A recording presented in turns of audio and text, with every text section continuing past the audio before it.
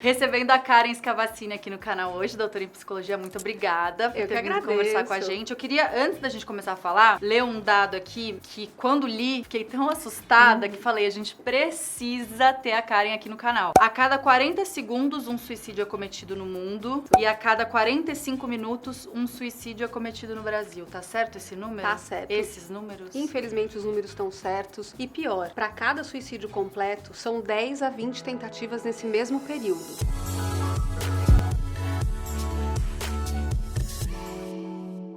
Então a gente tá falando que se no Brasil é um suicídio completo a cada 45 minutos, de 10 a 20 pessoas tentam nesse mesmo período que precisam de algum tipo de auxílio médico. E a gente ainda imagina que esses números são 30% maiores do que a gente sabe por conta de subnotificação. Então a cada 45 minutos a gente tem uma média aí de 20 pessoas tentando suicídio e uma Isso. Que consegue. completa. Isso. Completa Exatamente. é uma que morreu por morre. suicídio, exatamente. Eu não sei nem como a gente começa a falar sobre isso. Vamos começar falando da importância de falar sobre isso, porque acho que é uma coisa que a gente vem falando de um tempo pra cá, né? Tem séries sobre isso. E eu não sei se a gente falava pouco por medo de dar ideia. Tem aquela coisa meio que não vai falar sobre isso, porque daí você pode dar ideia pra alguém. Ou se falar é um jeito de prevenir, de talvez ajudar alguém que vai estar lá ouvindo a gente. Bom, as pessoas têm um mito muito grande, que primeiro, a gente não deve falar sobre o suicídio porque a gente pode fazer com que alguém pense nessa ideia. Exatamente,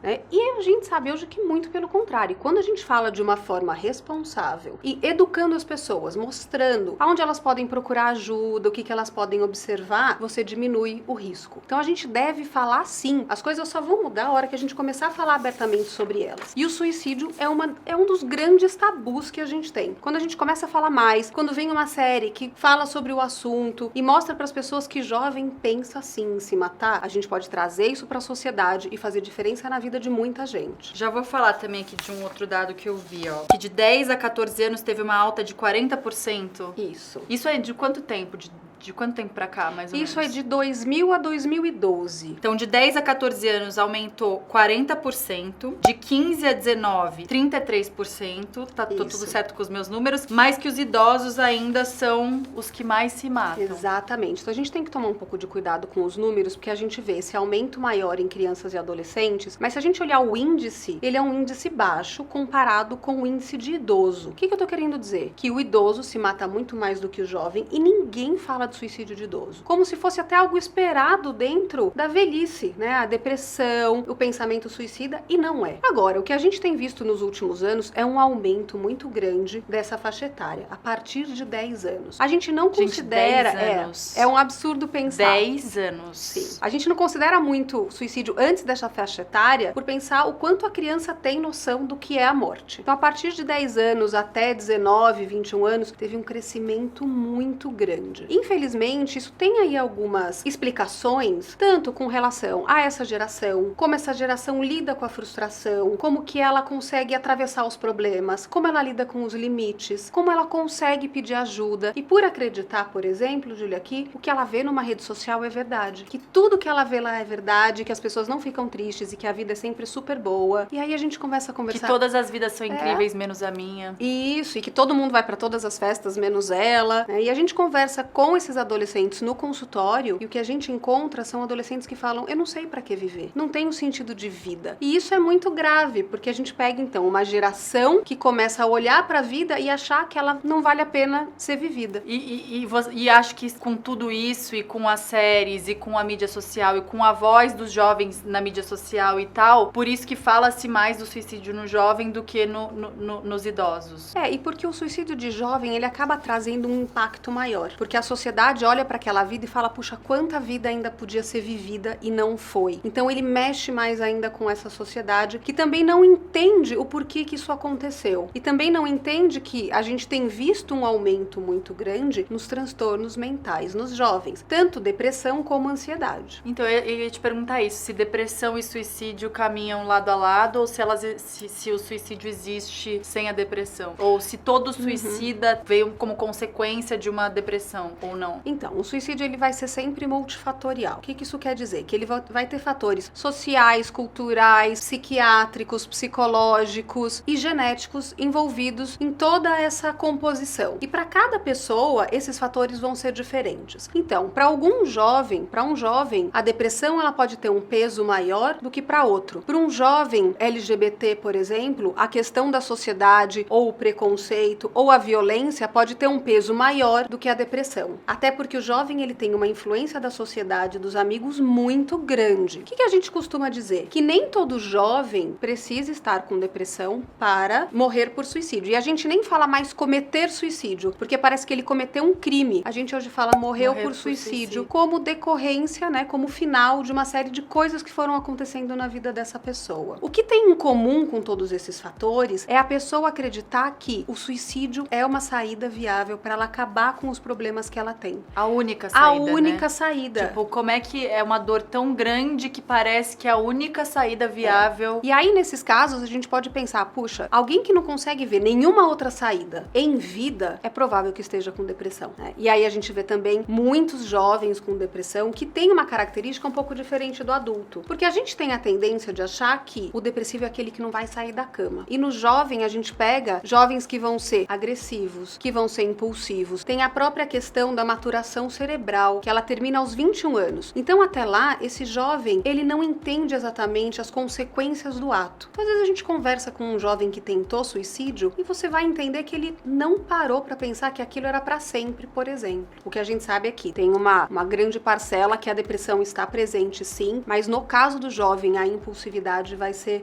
algo bem importante, impulsividade e agressividade. Se você tá falando de impulsividade, né, e se você falou também uma coisa muito curiosa de que às vezes a pessoa não se dá conta que aquela escolha de morrer é pra sempre, a gente pode, quem tá perto, tentar prevenir isso de alguma maneira? Tem algum jeito? Esse jovem dá alguns sinais pra quem tá em volta prestar atenção? Tem muita coisa que a gente pode fazer. Então, mesmo que seja um ato impulsivo, tem coisas que não só a família, como a sociedade, como a escola, como os amigos podem se preparar. Então, por exemplo, um amigo que recebe uma comunicação suicida de algum amigo precisa falar com um adulto, porque é um segredo grande demais para se guardar. Uma família precisa começar a ter um diálogo com esse jovem com relação a essas questões de saúde mental e ficar atento não só ao que esse jovem vê nessas redes sociais, como as postagens, às vezes jovens comunicam que querem morrer através de postagens. Quais são os primeiros sinais suicidas? Isso então, a gente vai ter os sinais verbais e esses vão ser diretos ou indiretos. Então, um sinal verbal direto. Quero morrer. Vou me matar. Vou me jogar da janela. Na vida. Não vejo mais sentido em ficar vivo. Isso é um mais indireto. Não vejo mais sentido na vida. Tá muito difícil. Eu não quero continuar. E aí você vai olhando vários desses sinais. Assim, desconfiou, haja. Mas sinais verbais diretos e indiretos. Sinais comportamentais diretos e indiretos. Então, um sinal comportamental são tentativas de suicídio anteriores. Quanto mais tentativas, maior o risco dessa pessoa tentar novamente. Alguns casos de automutilação. Embora a automutilação não seja exatamente um comportamento suicida, pessoas que se automutilam têm uma probabilidade maior de se engajar nesse comportamento. Um aumento do uso, aí alguns outros sinais indiretos, né? Aumento do uso de álcool e drogas, mudanças bruscas de comportamento. Quando ele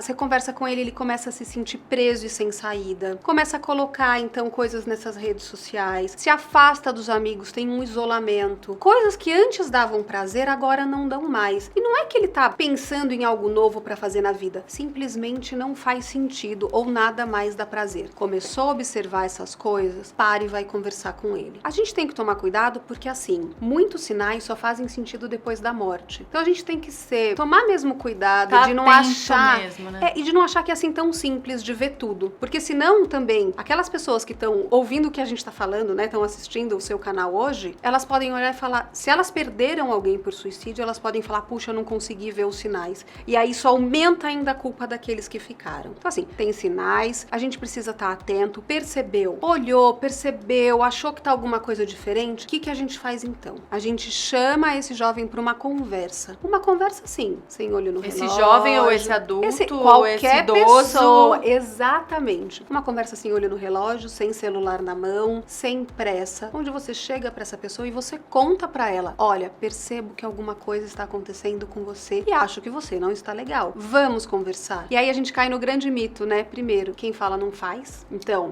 de quem ameaça que vai fazer. Se ele tá ameaçando, ele não vai fazer. E eu não posso perguntar, porque se eu perguntar e ele nunca pensou nisso, eu posso dou fazer. A gente sabe hoje que, primeiro, quem fala pode fazer sim. E se a gente pergunta, pode ser justamente o momento que ele tem de alívio de alguém poder ir lá, olhar e perguntar abertamente. E aí nessa conversa a gente começa perguntando umas coisas mais amplas, né? Tenho visto que você não tá bem, posso te ajudar, tem alguma coisa te incomodando? Como você tá, né? Como você tá? Com essa correria do dia a dia, quantas vezes você liga pros seus amigos ou pra sua família? Quantas vezes, não vou nem falar por dia, que vou arriscar por semana com medo de dizer por mês.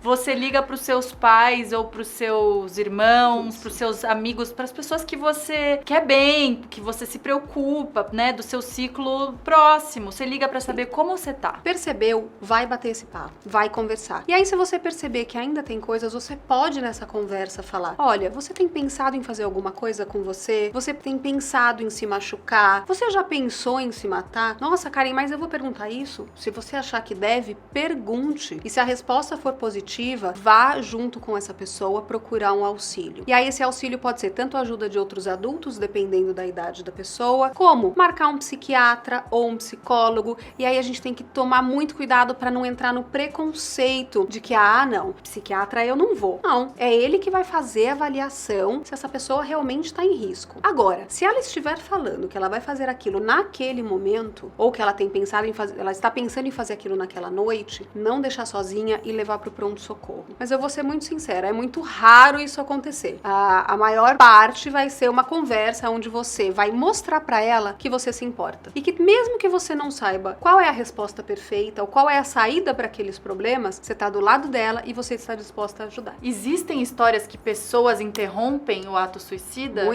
Muitas histórias de pessoas que ligam num momento ou que perguntam, ou tem histórias até de pessoas que escutam uma determinada música no rádio e mudam de ideia. Mentira. Sim, tem um caso de um rapaz que ele estava prestes a ir para uma ponte e ele escutou Tente Outra Vez do Raul Seixas. E ele mudou de ideia, né? Ele parou, porque esse impulso do se matar, se é uma ligação, se é uma música, qualquer coisa que faça com que ele repense naquele ato, por um instante, pode mudar toda a história. Então, por isso que, por exemplo, a gente fala que os locais têm que ser protegidos, locais com muito acesso e com muitos números de suicídio, por exemplo. Pros impulsivos, principalmente, Exatamente. né? Uma ponte toda aberta, a pessoa tá lá, não tem nenhuma dificuldade pra pular, ela vai pular se tivesse... Porque a todo instante essa pessoa pode repensar. E aí, uma palavra de apoio, ela sentir esse cuidado, sentir esse carinho, sentir que alguém se importa com a vida dela, pode mudar tudo. Se você não tem, por algum motivo hoje, você não vem ninguém na sua cabeça pra dividir as suas dores e, não sei, pra se confortar, você pode ligar no 188 24 horas, né? Isso. Então, o CVV é o Centro de Valorização da Vida, que é o número 188, ou pelo chat, que é o www.cvv.org.br. São pessoas 24 horas por dia para atender qualquer tipo de crise emocional. A gente não tá falando só de suicídio, mas você precisa falar com alguém, tá em sofrimento, quer conversar? Liga pro CVV, entra no chat, que só o fato de conversar e de falar já ajuda bastante. É gratuito? Sim, todo o serviço do CVV é gratuito, então é só ligar e eles vão te atender e aí vão te ajudar se precisar orientar alguma coisa pra onde ir ou o que fazer. Aliás, falando do CVV gratuito, tem também quem precisa de ajuda e não tem grana. Você procura o CAPS, Centro de Apoio Psicossocial, que ele é no seu bairro ou na sua região. E lá é o atendimento do SUS. Então você vai, marca um horário e aí você consegue atendimento psiquiátrico e psicológico. Agora, você estava falando das pessoas que não tem para quem ligar, não tem com quem conversar.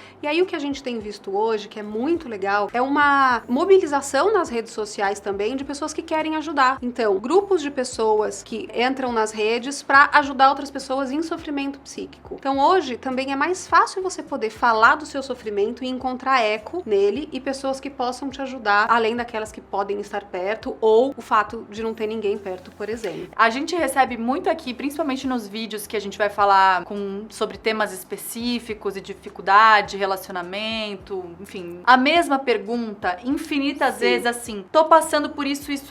Isso só acontece comigo? Ou só eu, não sei o que, não sei o que, não sei o que. E só aqui no canal foram, tipo, 200 pessoas que mandaram a mensagem passando pela mesma coisa, achando que só acontece com elas. Sim. Então, talvez a internet pode ser um bom aliado de você achar esse grupo, lugares que você se sinta confortável de dividir e trocar e entender pessoas que passaram pela mesma coisa e acharam outras saídas, né? Exatamente. E dividir com elas já alivie, já seja um bom começo e você não se sinta mais tão sozinho, né? Porque tem essa coisa de estar se sentindo sozinho. Qualquer pessoa, Júlia, em algum momento da vida pode pensar em suicídio. Então você tá passando por uma dificuldade e esse pensamento de morrer passar pela sua cabeça, é natural se ele for embora. Você tá lá na situação, aí você fala, puxa, podia me matar. Não, credo, não. Passou o pensamento, foi embora, pode acontecer com qualquer um. O que vai dizer pra gente se é um pensamento, por exemplo, que ele precisa de uma atenção maior? Quando esse pensamento não vai embora, quando você pensa nele várias vezes ao dia e quando realmente pensar em se matar começa a ser visto como uma saída pros problemas. Aí é hora de pedir ajuda. Eu amei muito, obrigada.